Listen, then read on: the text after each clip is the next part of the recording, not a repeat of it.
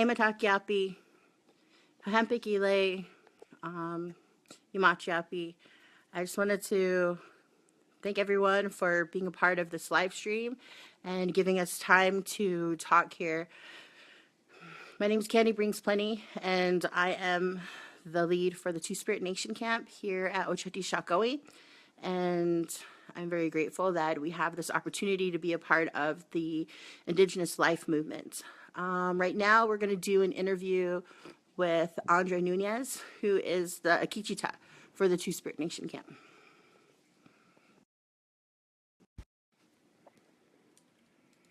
Hey, Tatanko Hitika Inajiwi Imachiapi, Andre Nunez Imachiapi. My Lakota name is Standing Strong Buffalo Woman, and my English name is Andre Nunez. And I don't know. I came to Oceti Sakowin camp in back in like early to the middle of August, and I've been here ever since. I don't know, and for me at first it was just, I'm going to tell you a little bit about how it was for me at camp and to where I'm at now. I came with a couple friends, and and it was hard, you know, at first, not being a part of any specific group really, and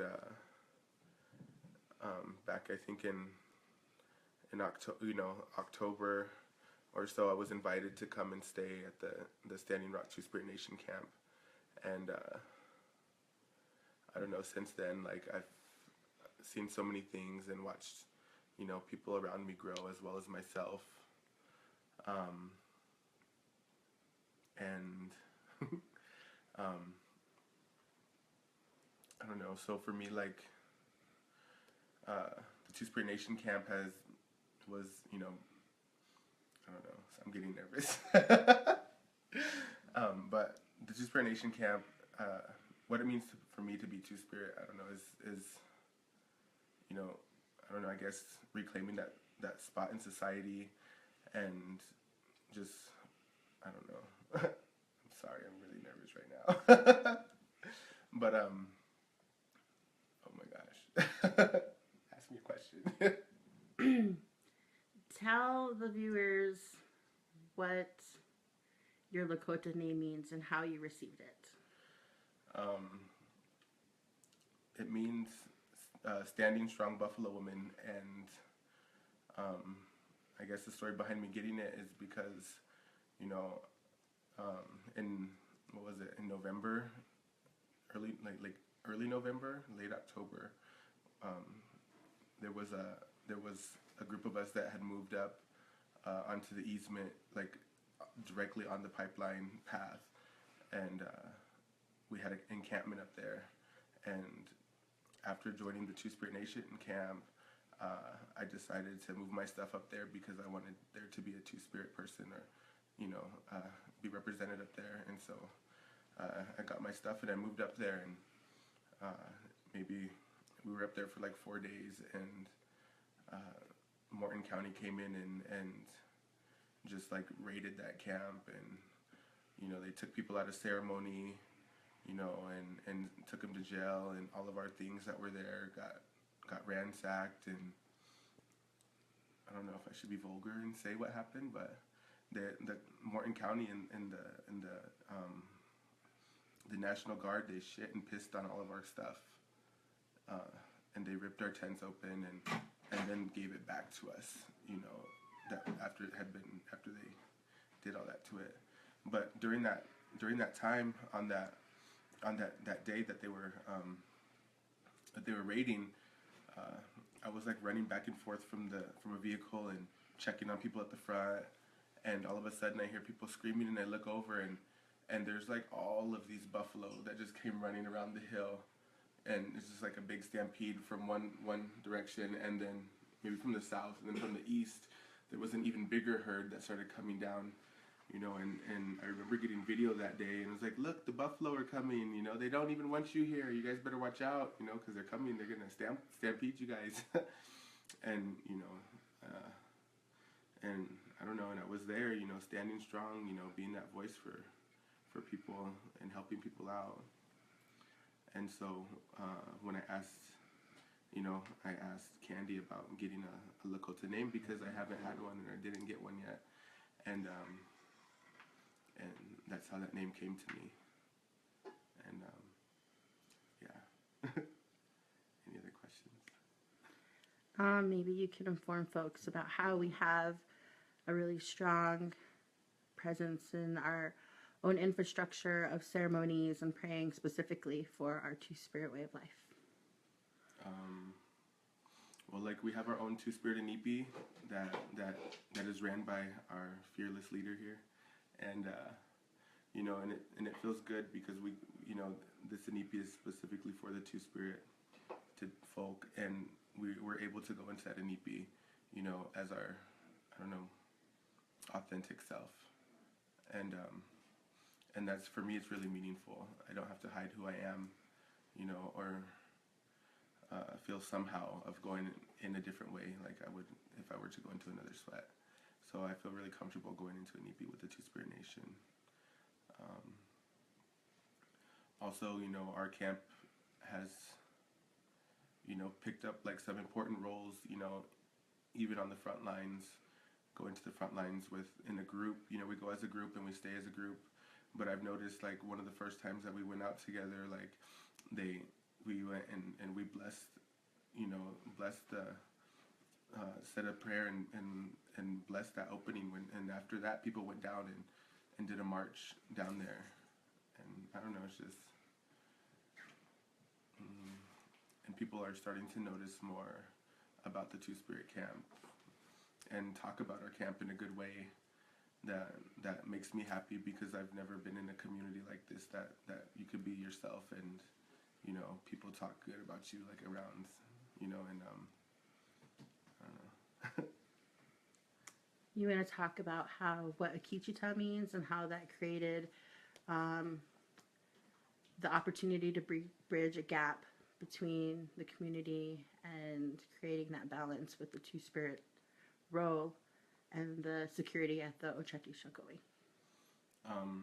So, as Candi stated, I'm the Akichita for the Two-Spirit Nation camp, and just, I think also, like, I was talking with a veteran that when I was trying to get on the security crew, and the veteran said that we needed more Two-Spirited people on security because they bring that balance, and will be able to help keep everyone they're balanced, and especially on the security crew, because sometimes a lot of people are off balance.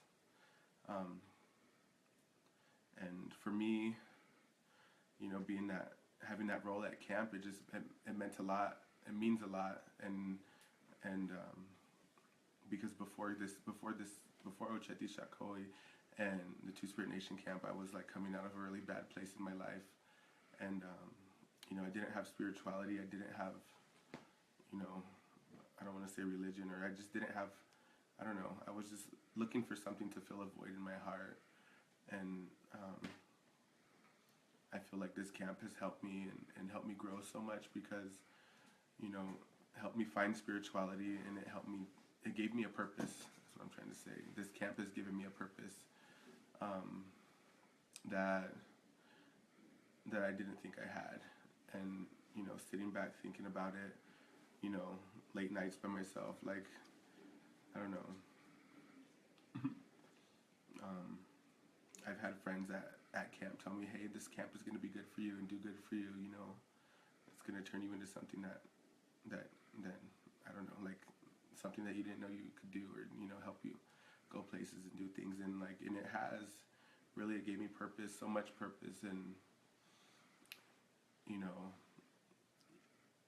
like, I see other people at camp that look up to me, and I've never had that. Like, was never, like, a positive role model for somebody, and so to be that positive role model for young people at camp, and to have people come up to me and talk to me and ask me to help them with their problems, it means a lot.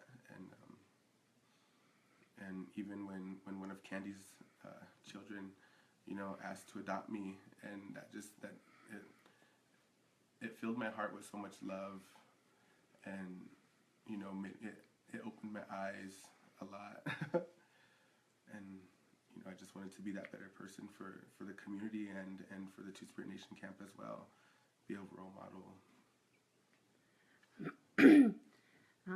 Well, thank you. And also, maybe you can share with folks about what happened with the recent incident on the backwater bridge last week. I think it was last week. So on the Blackwater Bridge, on the it was like the night of the night. It was the 19th, or it was the 18th, going into the 19th. So after midnight, and for me that date is like really significant because that's the date my father passed away 8 years ago. And I really feel like he was there, with me in spirit and helped me along that part of my journey here. But I've been here for 6 months, like I said, and there was this action that took place on the 19th, and there were people that were instigating things with the police, and there was I heard a call on the radio for people to come out and help to de-escalate the situation. And, excuse me. And so the security radio. Yeah, the role you play. The security radio. And so I got a group together, and we went out, and by the time we got there, it was already de-escalated, but we still continued to stay in prayer and sing and be that voice for the people to bring that balance and calm the crowd down. And there had been a couple teepees put up. The first one got taken down and was taken by Morton County, and the second teepee was put up, and as soon as the second teepee was put up, the cops deployed, and there's people, there was cops coming from like both sides of the bridge, and started running up towards the protectors, and we were standing there, and there was a line in front, and they all had shields, and the cops were shooting at us. We had our hands up and we're yelling, "Hands up, don't shoot! Hands up, don't shoot!" And there was another brave warrior that was up front with their fans, and I wanted to make sure that they were protected, and I tried to get a shield from somebody, and that person didn't give me the shield, but they moved to go stand in front of this person, and Andre was trying to protect me while I was holding up my fans. And thank you for that. And I was just like really worried because like I know from other accounts, I've had friends that have gotten arrested, and they said they were holding linked arms with people, and the guys just looked at her and said, "You'll be okay," and they took off, and so I always just like stays in the back of my mind when I go to the front lines and I'm with my group, and we were backing up a little by little, and then the cops just took off towards us, and that line that was in the front, they were the first to go. They were the first to they threw their shields down and they took off running. And, they didn't care who got in their way or what was in their way. They pushed people down. Someone got trampled and stepped on, and, I tried to help them up. And, after getting them up and getting them out of the way, like I felt somebody around my leg, and I looked down, and it's a Morton County police officer, and two more came and tackled me just then, and I got taken to jail. I was arrested, and for me that was like in the moment, like I always said, like I'm not an arrestable, but if I absolutely had to get arrested, I would, and that was the time that I needed to get arrested. That was protecting the one person in our camp that I didn't want to get arrested or see get arrested, and that's what happened. And I thank you, and I love you for that. Maybe you can share with people what it means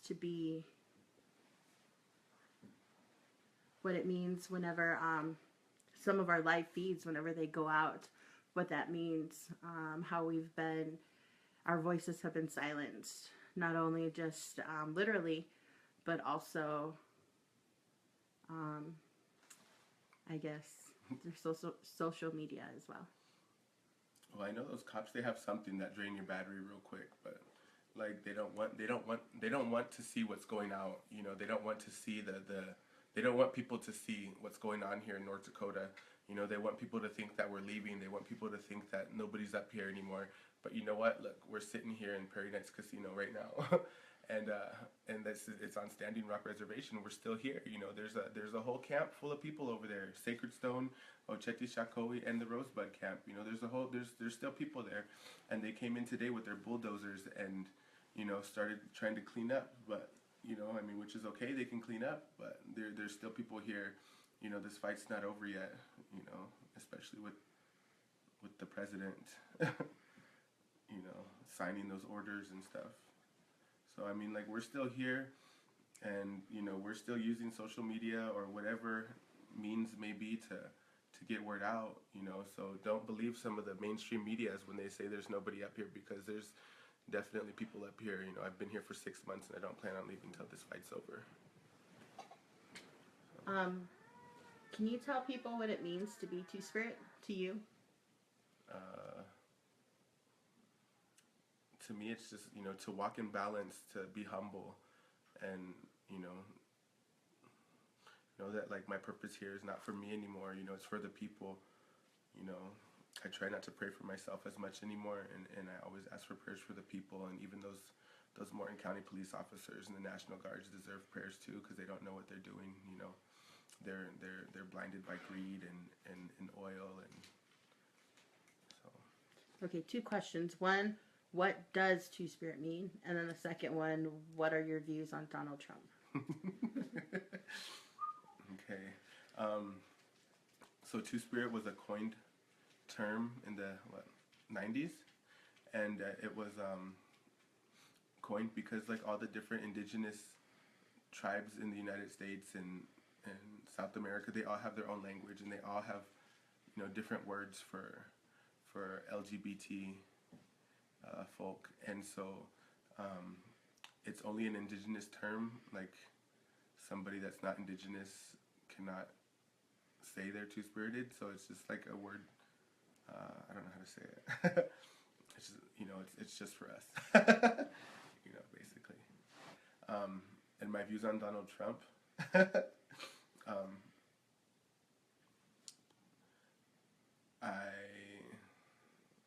I don't think that a president who has any investments or any, you know, in the pipeline or any other business transactions is one that's worth trusting as a president, and also knowing that he has publicly stated that he does have a conflict of interest, because he does have a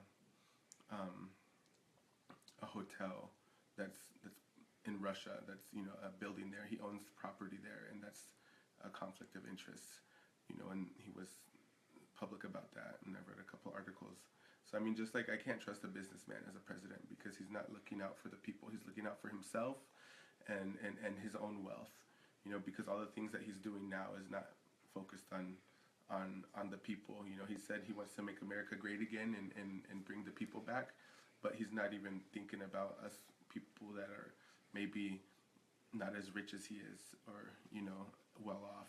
And, you know, I also have family that's Hispanic and Latino from Mexico, and, you know, it's just, I don't know, for me it's going to make it harder for me to be able to go visit my family and whatnot, because of this wall and the immigration stuff that he has going on. So I don't trust him. He's a clown.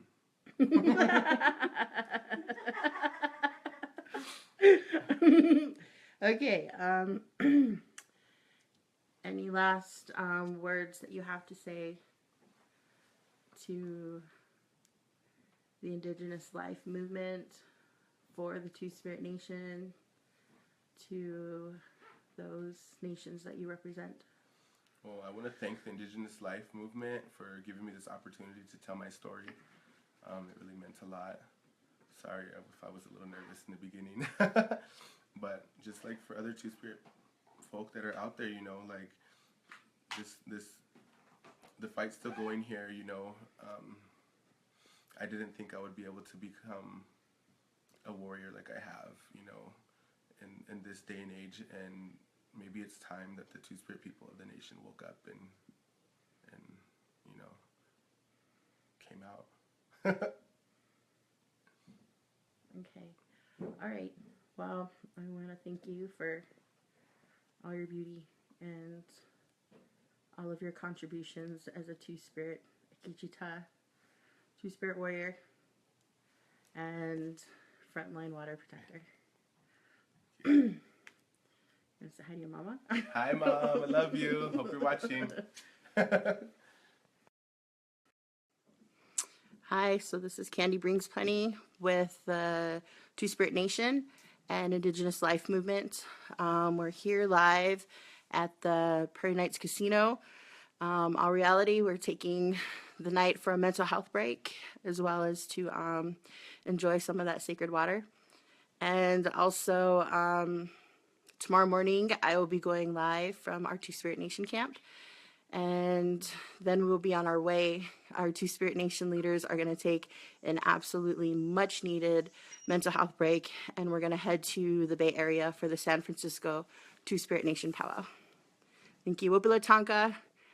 Hahempi Wash Day. Ihambli Skuya. Good night and sweet dreams.